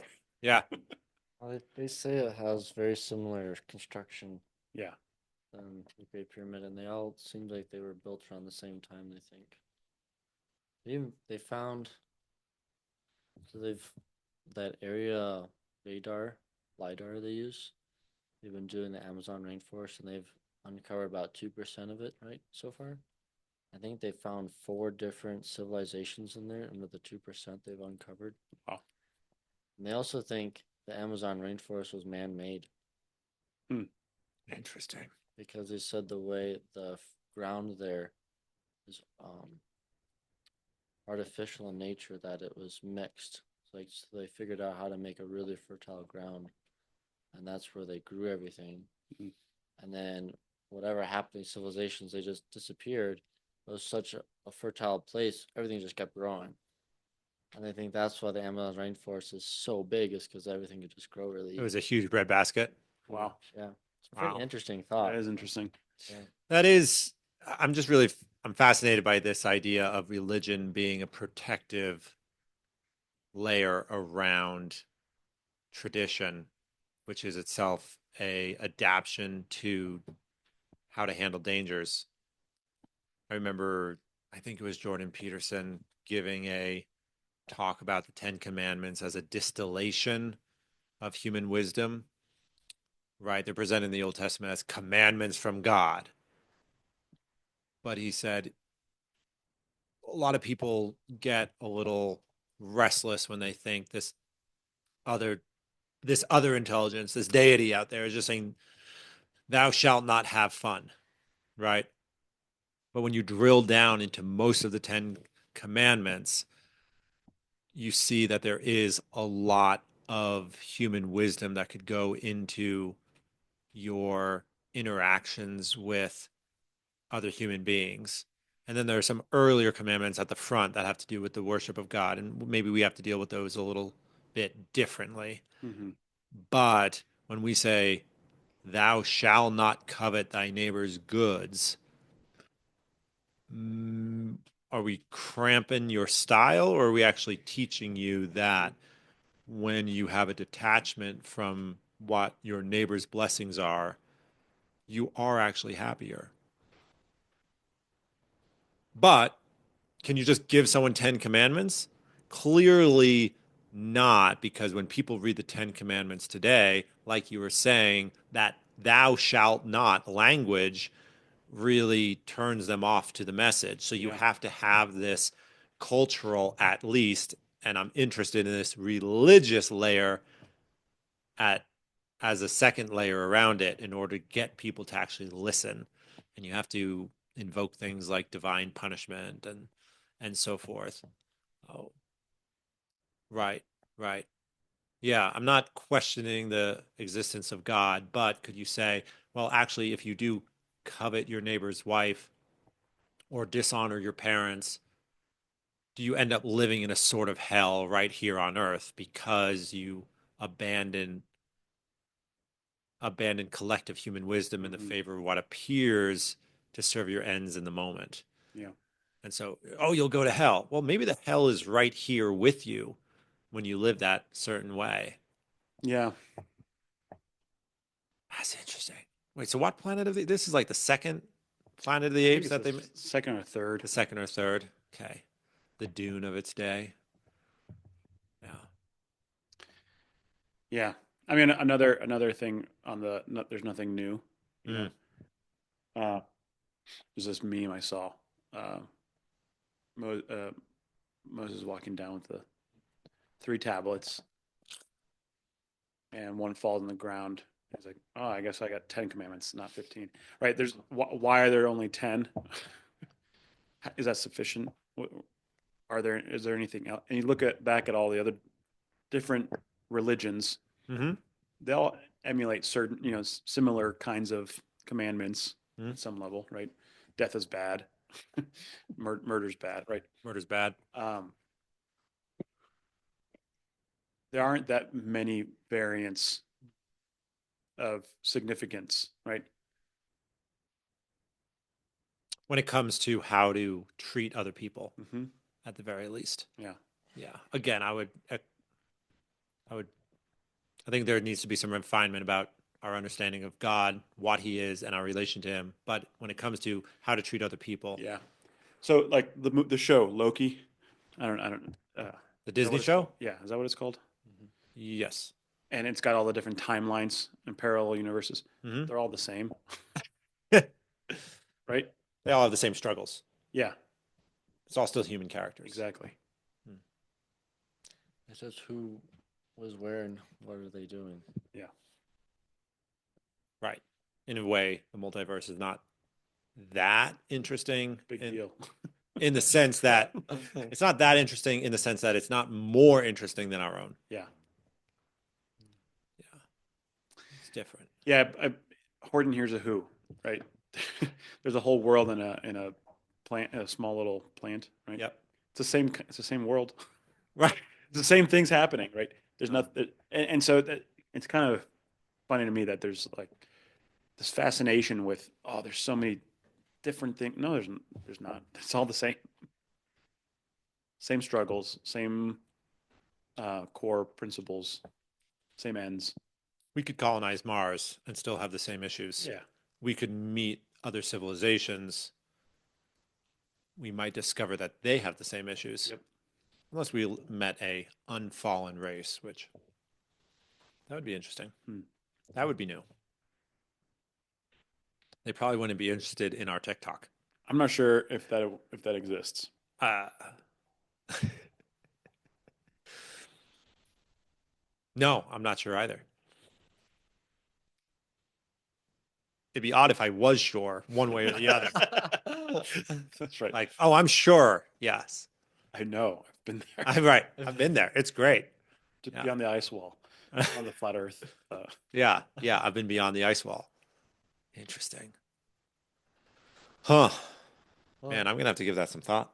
yeah, I was speaking of Jordan Peterson. I just started listening to his book Maps of Meaning. Uh-huh. It's his first one he wrote, Hmm.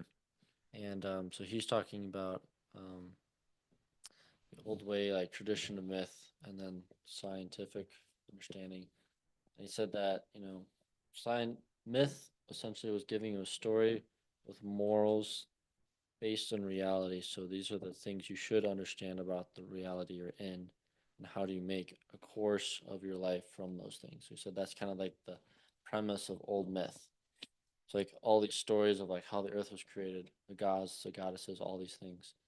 And he said scientific is pretty much saying, well, this is how everything functions, but it doesn't really give you how should you act. So he said, Hmm. you bind those two worlds together, he said, then you get the best of both things because you understand how things function, but then what you should be doing yourself.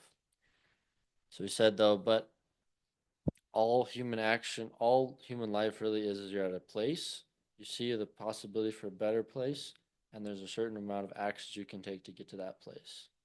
And he said that can boil down to the simple things of like cleaning your room to how do you become the best possible person and do the most good in your life. He said it's like micro macro scales, but he said it's all pretty much based on the end goal. And so knowledge is the chaos in which you understand the new goal that you can attain. Hmm. He said order is your own parameter that everything you understand and you're working in. But chaos is that discovery of So, calling. yep.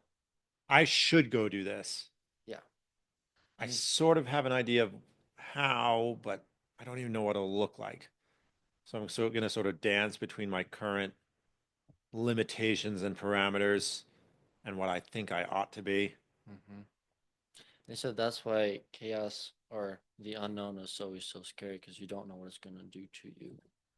Mm. So he was talking about, like when people learn something new that's earth shattering, it shatters their paradigm because they're like, everything I've been doing to this point doesn't really matter anymore because now there's new things put in place. Mm-hmm. Right. So I think that's one of the reasons why like it's so hard to teach people about like the faith per se, because if the faith is real, that means everything they've been doing to this point needs to change. Mm-hmm. So then they have to rethink their whole life. Mm-hmm. Like you had mentioned in the beginning about like inconveniences and like big events. Like inconveniences is like a roadblock or a bump along the way, but a catastrophic event is like the way is gone, you're on a totally new road. Mm. And yeah.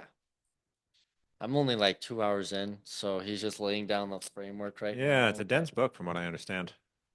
Yeah, I'd check it out. I have Maps to and like meaning. be really attentive to it. Otherwise, I can space out. I'm like, wait, what? Right. Yeah, exactly. Maybe the book that is better done with pen in hand and text in front of you.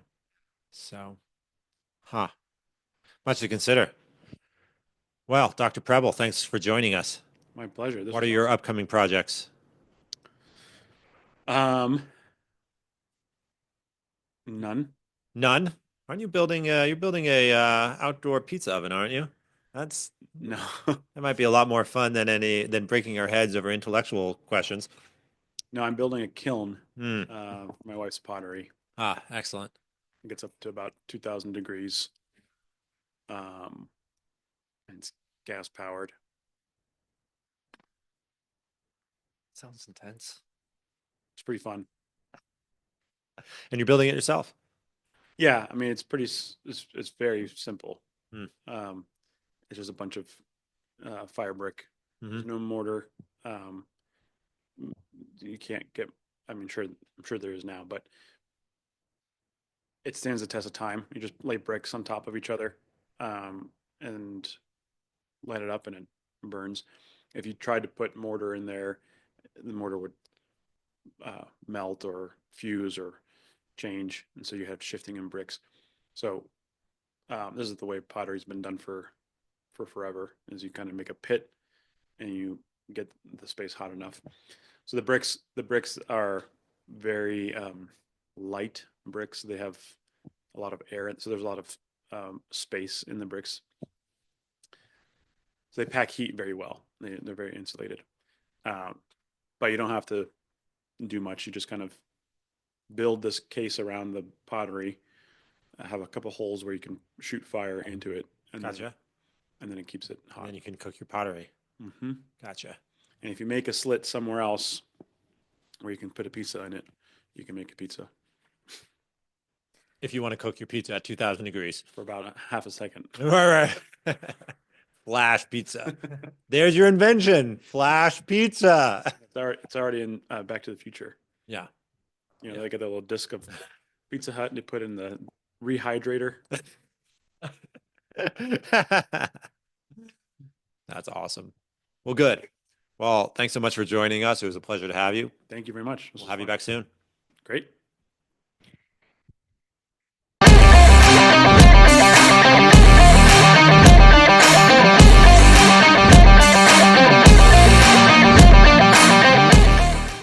you guys writing? Notes. Had a lot of good things said. I try to write down good thoughts. Mandatory charity is the destruction of gratitude. Dr. Virginia gives that one. Mandatory charity is a destruction of gratitude. Causes the destruction of gratitude. Yeah. Well, I think I'm going to be your most boring guest.